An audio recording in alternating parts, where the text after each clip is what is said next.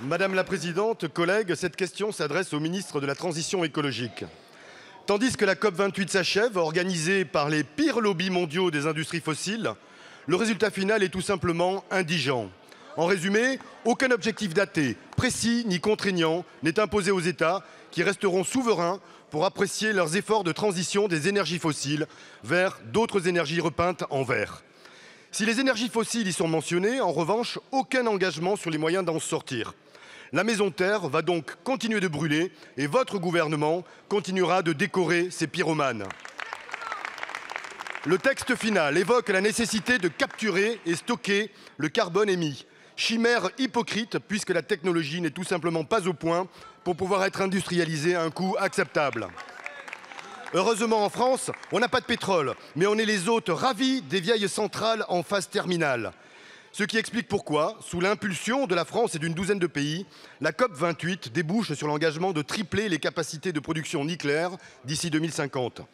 Notre président nucléolâtre a convaincu cette Assemblée de voter le projet de 14 nouvelles centrales sur notre sol dans les 15 ans à venir.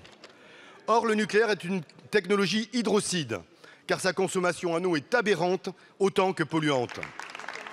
Destruction des milieux aquatiques au travers de pompages massifs, préemption de quantité d'eau disponible pour la vie aquatique et les espèces vivantes, réchauffement et déversement de l'eau au-delà des 25 degrés qui est sa limite de potabilité, réchauffement significatif des surfaces de la planète sur laquelle les centrales nucléaires sont déployées, pollution de l'eau et des nappes par rejets chimiques et radioactifs.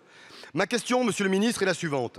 Alors que le lobby atomique manœuvre sournoisement pour fusionner ASN et IRSN, comment pouvez-vous continuer à faire croire que cette industrie qui dévore et pollue nos ressources en eau ne constitue pas une menace majeure pour l'alimentation en eau potable et pour la survie des espèces vivantes, dont la nôtre, qui en dépendent? Merci beaucoup. Madame la Présidente, Mesdames et Messieurs les députés, Monsieur le député Coulombe. En fait, vous auriez pu faire exactement la même intervention s'il n'y avait pas eu d'accord à la COP28.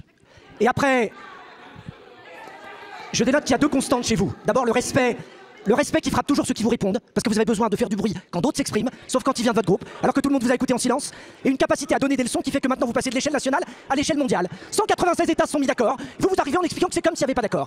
C'est incroyable. Vous devriez imaginer une internationale des insoumis. Ça réglerait tous les problèmes du monde, ça permettrait qu'on ait plus de difficultés, il n'y aurait plus de guerre, il n'y aurait plus d'écocide. Le seul problème, c'est que chaque jour qui passe, la base sur laquelle ici vous vous appuyez diminue. Les gens mesurent l'imposture qui consiste à avoir un parti qui est le moins démocratique et qui donne des leçons de démocratie, qui est le moins crédible sur les questions d'écologie et qui explique au monde entier comment il faut faire. Vous avez des ingénieurs meilleurs que tous les gens qui font du nucléaire sur la planète. Vous savez mieux que les autres ce qui est bon pour l'eau, pour le vivant. C'est incroyable, même les scientifiques, même les ingénieurs, même les experts. Vous n'avez besoin de personne. Vous ne supportez ni la contradiction, vous êtes la caricature dans sa plus grande splendeur. Donc à un moment, si vous voulez poser vos questions dans des couloirs, n'attendez pas de réponse. Réunissez-vous entre vous, faites des groupes de parole. On se retrouve, on met des chaises en rond et puis chacun discute en disant depuis combien de temps il suit Jean-Luc Mélenchon. Sincèrement, c'est ridicule. C'est ridicule. Merci beaucoup, monsieur le ministre.